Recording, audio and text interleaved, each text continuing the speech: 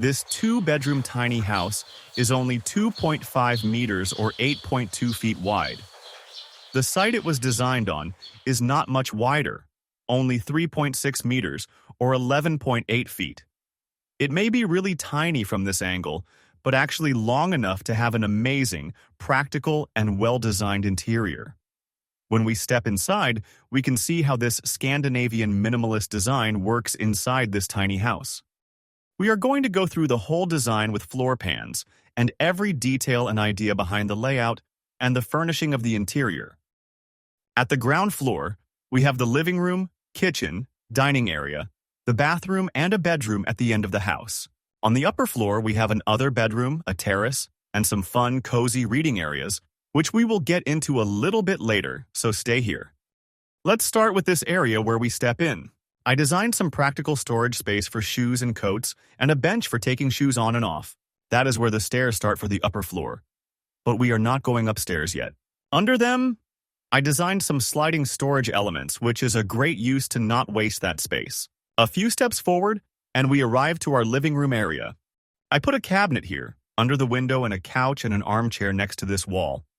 Between them, I will add a small table. That's it for this area. It's not a typical living room layout, but for a house so narrow, I think it will do it. Next is our kitchen. I designed 2 kitchen parts for both of the walls. This way, this kitchen furniture doesn't have to be super long. One has a lot of storage and a plain countertop you can work on.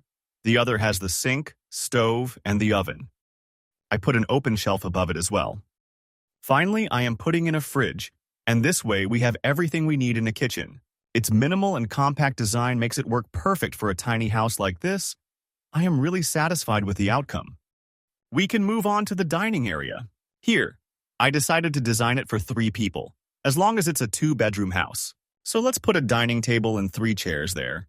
As you can see, it is really white and sterile, even for our minimalist vibes, so we can add a hanging lamp and a wooden wall panel to this wall.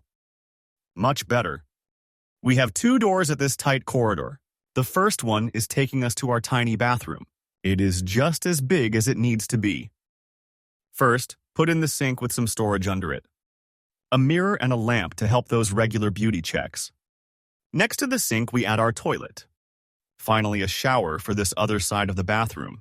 To make it a little bit more exciting, I will put a different tiling on this wall. And this is our bathroom. I think we used every square feet smart, and the outcome turned out really pretty as well. Now we can leave our bathroom and let's head into the bedroom of this floor. Well, the inside of this 8.2 feet wide tiny house is only about 7 feet wide. But don't worry. Let's add the bed first. For this wall behind the bed, I decided to design a complete custom wardrobe so it can have nightstand function and storage function at the same time, with a very clean design. I'm going to put a blind on the window and a hanging lamp on the ceiling. For the other end of the room, I am going to add another wardrobe for storing clothes. Now this space is practical but feels super depressing, so I am going to do something about it. Let's put some dark, nature-themed wallpaper on all of the walls. To balance it out, I am going to add wooden wall panels just as much as I find visually pleasing.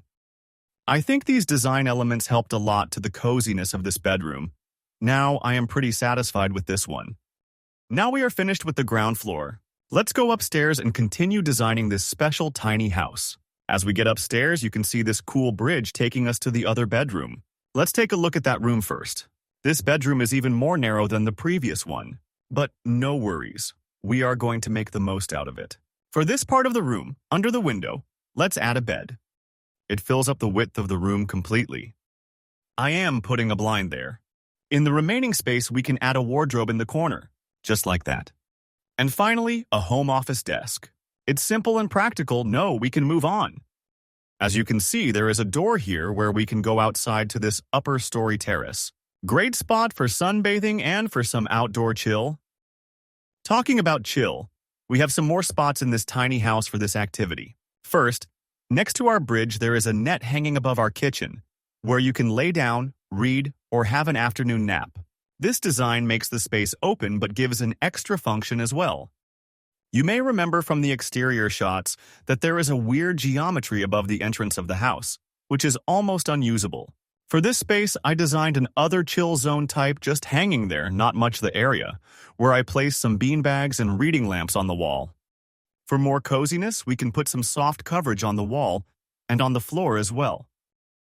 If we get outside again, we can go all the way to the backyard next to our tiny house. Here I designed some kind of outdoor living area because it adds a lot to the quality of a home in my opinion. And with that, we went through the whole design of this super narrow tiny house. I would really like to know, what do you think about this design? What would you do differently? I hope you enjoyed watching. I really enjoyed designing this house. Subscribe to see more of these designs. The next one is coming soon. Thanks for watching.